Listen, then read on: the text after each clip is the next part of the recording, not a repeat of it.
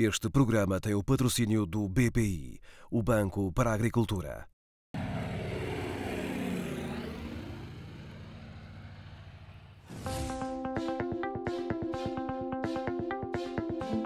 É uma zona que tem, pela sua característica própria, é plana, o que é excelente para o arroz, porque nós precisamos é de campos que estejam o mais planos possíveis. Tem bastante sol e água disponível também e consegue dar umas características diferentes ao arroz aqui produzido.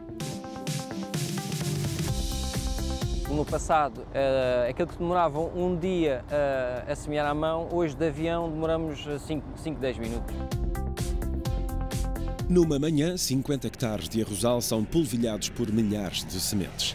É durante os meses de abril e maio que se reúnem as condições climáticas ideais para se proceder à sementeira. Tem que haver mínimos de temperatura, que é o 13 graus centígrados. A partir daí podemos começar a semear, portanto consideramos 15 de abril o mínimo, depois vai até acabar a sementeira, até acabar as áreas a semear. O arroz com 24 a 48 horas de antecedência é chumbado, ou seja, é colocado dentro de água para ganhar peso, para vencer a água que está no canteiro. Neste caso, as sementes são nacionais, produzidas pela própria Orivárzea, mas têm uma origem genética italiana. Com vista à multiplicação de semente, ou seja, com vista à obtenção de arroz para no ano seguinte o agricultor utilizá-la e semear, temos que utilizar a geração R1 e nós cá não a fazemos, portanto temos que ir buscar a Itália.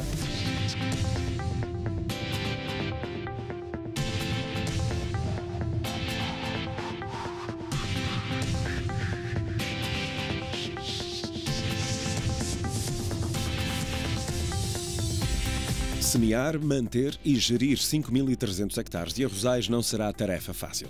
Mas num mundo globalizado e com um mercado cada vez mais exigente e competitivo, ganhar escala foi um parâmetro vital que permitiu, em 1997, manter esta cultura. Sendo o arroz um cereal que é muito consumido ao nível mundial, a Europa produz 2-3%. Ou seja, a grande força são de países onde o seu nível de vida é muito baixo. E sendo muito baixo, tem um preço competitivo que nós não podemos ter. Tudo isso nos levou a pensar que nós teríamos que ter alguma dimensão para sermos uma empresa que nos pudesse a nós defender-nos. Hoje a Orivárzea é a maior produtora de arroz em Portugal, com 50 associados, que obedecem escrupulosamente aos princípios de certificação. A produção integrada engloba desde a parte da semente, até todos os outros produtos que sejam aplicados, fertilizantes, fitofarmacêuticos. Pronto, a semente tem que ser utilizada, a semente certificada, que vai nos dar garantias que estamos a utilizar um produto com qualidade. Os adubos terão que ter especificidades também para a produção integrada e para a cultura do arroz, não podendo existir azotos nítricos que sejam facilmente lixiviáveis, porque estamos a utilizar um meio de cultura que é a água, grande parte tem sol, mas tem sempre água no arroz. Em média, por cada hectare, são produzidos 7.500 kg de arroz, ou seja, numa outra escala, 750 gramas por metro quadrado. A proximidade de cursos de água é uma necessidade imperiosa, mas tem de ser controlada com rigor, até para se evitar possíveis fungos que possam atacar a planta. Depois do arroz germinado, começamos a baixar as águas, que é para o arroz não ser arrastado com a ação do vento na água. Baixamos as águas, o arroz entretanto começa a emitir radículas e esse abaixamento da água permite que a radícula entre no solo, o arroz enraiza e depois segue o segmento normal da cultura. Volta-se a colocar água, porque o arroz tem que ter um lençol térmico, a água serve para isso mesmo, não é para rega, é para fornecer um lençol térmico. O arroz não gosta de grandes amplitudes térmicas, na noite que deixa muito e durante o dia que suba muito, gosta mais de uma temperatura mais homogénea ao longo das 24 horas. Existe realmente uma doença que é fusário, que tem mais problemas e que tem mais prejuízos. É uma planta que nós costumamos lhe chamar praticamente um fogo, ou seja, quando começa a alastrar-se e começa a queimar a planta, inviabiliza mesmo o crescimento da planta Pode aparecer numa altura ainda vegetativa, em que a planta só está com folhas e caules, ou pode aparecer já na fase do espigamento, em que já tem a espiga, e pode comprometer, em qualquer uma das situações, costuma comprometer bastante a produção.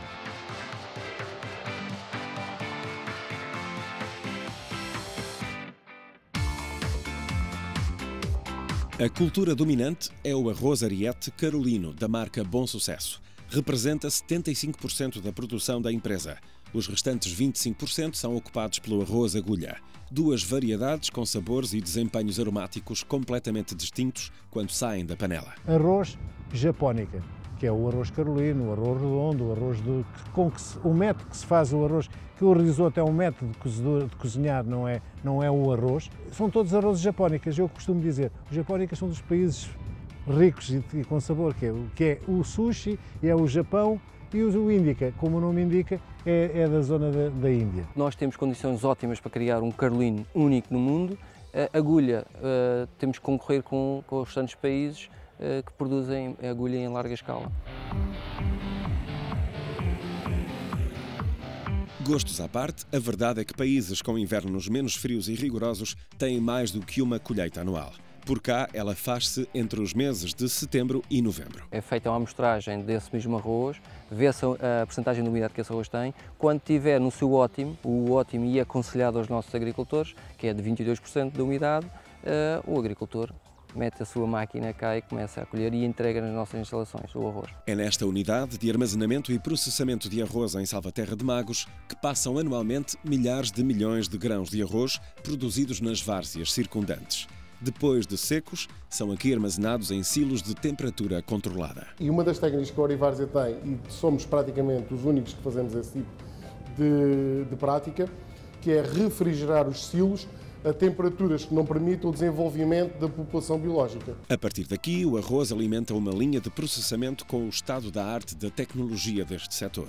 António José Madaleno, o diretor fabril da Orivárzea, explicou-nos o intrincado crivo a que é sujeito o arroz, desde o descasque, passando pelo branqueamento e a introdução na embalagem. O arroz, numa primeira fase, é descascado, é retirado à casca, depois passa por dois processos de branqueamento e um processo de polimento. Aí é onde ele vai adquirir aquela tonalidade branca como nós conhecemos no pacote de arroz.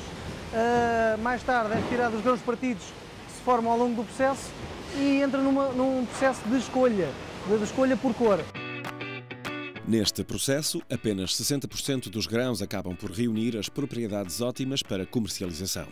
Todos os grãos danificados, a chamada trinca de arroz e subprodutos como a casca e a sêmia, são encaminhados para outras indústrias, como a das rações animais. É importante que cada embalagem contenha a máxima homogeneidade dos grãos, isto para evitar irregularidades na qualidade e nos tempos de cozedura do arroz, propriedades avaliadas diariamente nos laboratórios da empresa.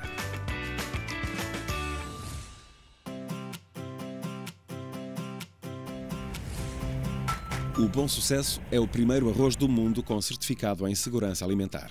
Compreende-se, por isso, que para um arroz especial se exija um processo de embalamento único. Mantendo os níveis de oxigênio abaixo de 5% dentro da embalagem, na qual, quando o embalamento, injetamos um gás inerte que permite o não desenvolvimento da população microbiológica e depois, obviamente, da aflatoxinas, micotoxinas. Portanto, conseguimos manter o sabor natural do arroz, sem que para isso tenhamos que recorrer a algum elemento químico para manter e preservar as suas condições.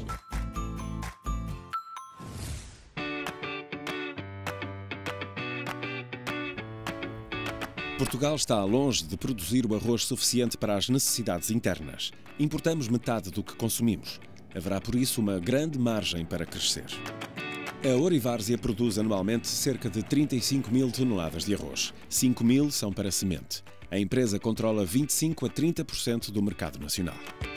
Para continuar a crescer, procura criar produtos exclusivos e sem paralelo no mercado, como foi o caso do Baby Rice, o arroz para bebés. Ele é produzido em campos em que o teor de metais pesados é baixíssimo ou nulo. E tal como na panela, também no campo, o arroz absorve tudo o que está à sua volta.